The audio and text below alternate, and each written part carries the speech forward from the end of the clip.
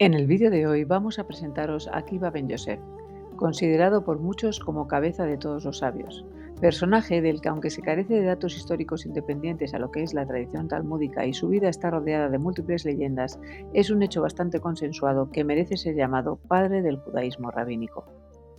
Podemos encontrar referencias sobre él escritas de diferentes maneras, pero todas se refieren al mismo, Tanaíta de los sabios del viñedo del Yafne, aunque no podemos precisar con exactitud las fechas de su nacimiento y de su muerte, vivió a finales del siglo I y principios del siglo II. Es una de las figuras más famosas y queridas de la historia judía. No debe, sin embargo, su grandeza al linaje familiar. Hijo de una familia pobre de conversos al judaísmo, trabajó como pastor de ovejas y durante los primeros 40 años de su vida fue completamente analfabeto e ignorante. Incluso admitió que en esos años sentía un profundo y persistente odio hacia los eruditos de la Torá. Se casa con Raquel, muy importante en su vida. Según una de las leyendas, ella era hija de un rico de Jerusalén para el que Akiva trabajaba, que se enamora de él por sus cualidades pese a la oposición de su padre. Este, al enterarse, los expulsa de su casa y tienen que vivir en la pobreza. Tiempo después, a la vuelta de sus estudios y siendo ya un rabí reconocido, Akiva manifestará en público que todo lo que es y ha conseguido en esta vida ha sido gracias a ella, que vendió su cabello para que él pudiera seguir estudiando. A los 40 años, siendo padre de familia numerosa y animado por Raquel, empieza a estudiar la Torá. Acude a la escuela con su hijo para aprender el alfabeto hebreo, y aunque no fue fácil, tras observar cómo una dura roca había sido erosionada por el agua, se convence de que a base de constancia y perseverancia, él también conseguirá entender la Torá.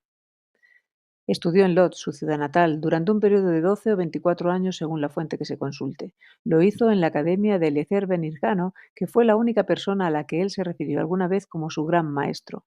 Tuvo otros, pero a los que igualó o incluso superó, convirtiéndose estos en admiradores suyos o en rabíes con los que debatir de igual a igual. Posteriormente estableció su propia escuela en Beneverac. Allí encontramos grandes tanaitas del siglo II, entre los que destaca Meir Baal-Hanes. Según algunas fuentes, Akiva llegó a tener hasta 24.000 discípulos, pero lejos de ser un rabí orgulloso o arrogante, fue conocido por su gran humildad y su modestia. Independiente de pensamiento, como lo reflejan sus diferencias con grandes rabíes de su tiempo, apoyó a las mujeres, los esclavos y los samaritanos. Nadie repartió más caridad que él. Ejerció el cargo de supervisor de pobres y fue siempre bondadoso con enfermos y necesitados. Existen multitud de leyendas en torno a su vida que destacan su labor social.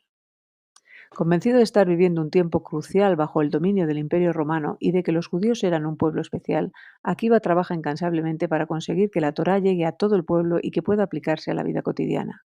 Nacionalista genuino, se afana por conseguir la unidad judía incluso en la diáspora y realiza diversos viajes a comunidades judías en el extranjero para seguir enseñando la Torá. Aunque actualmente no hay consenso en si estos viajes eran exclusivamente con fines educativos o más bien buscaban financiación para la lucha contra Roma, lo cierto es que Akiva tuvo una participación muy activa en la rebelión encabezada por Simón Bar Kokhba, a quien llegó a proclamar Mesías, dando así un respaldo espiritual muy importante a este movimiento. Capturado finalmente por los romanos por no respetar los decretos de Adriano que prohibían la enseñanza y práctica de la Torá, es desollado vivo. Se le considera uno de los 10 mártires del judaísmo y su nombre es recordado en los servicios del Yom Kippur. Murió repitiendo la plegaria del Shema en su última defensa del monoteísmo absoluto. Además, lo hizo alegrándose por la oportunidad de que en este momento sí podía amar a Dios con toda su vida. El gran mérito de Akiva en cuanto a su obra fue su trabajo de sistematizar e ir desarrollando posteriormente todo el material tradicional de la ley oral con el que se contaba hasta ese momento, transformando la frágil y desordenada memoria colectiva en un sistema replicable e indestructible. Él fue quien sistematizó y ordenó metódicamente la Mishnah, la Tosefta y el Midrash, y su trabajo fue lo que posibilitó la posterior redacción de la Mishnah del Judá Hanasi en el siglo III, consiguiendo así que no se perdiera la tradición judía. Además, fue fundamental en el establecimiento del canon del Antiguo Testamento, protestó enérgicamente contra la canonicidad de algunos libros apócrifos y defendió con firmeza la de otros textos que estaban en tela de juicio, como el Cantar de los Cantares o el Libro de Esther. Otras obras que no son directamente de Akiva, pero que él inspiró, supervisó o son el resultado de su escuela, serían un texto revisado de los Targumes, que fue la base esencial del llamado Targum Onkelos, una Biblia de habla griega, obra de su discípulo Aquila, y diversos midrashes haláquicos como la Mejilta de Rabí Simón. Otro aporte fundamental de este personaje fue sin duda su método interpretativo. Para Akiva, el lenguaje de la Torá no es como el de cualquier otro libro.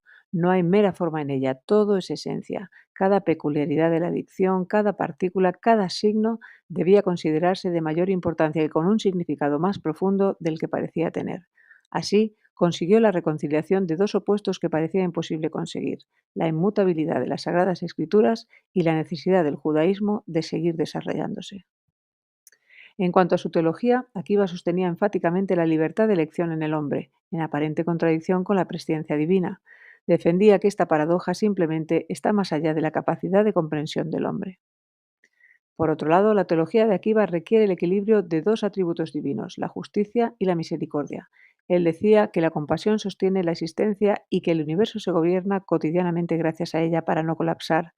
Por eso pesa más en la balanza, pero que no obstante son los actos humanos los que deciden el juicio final.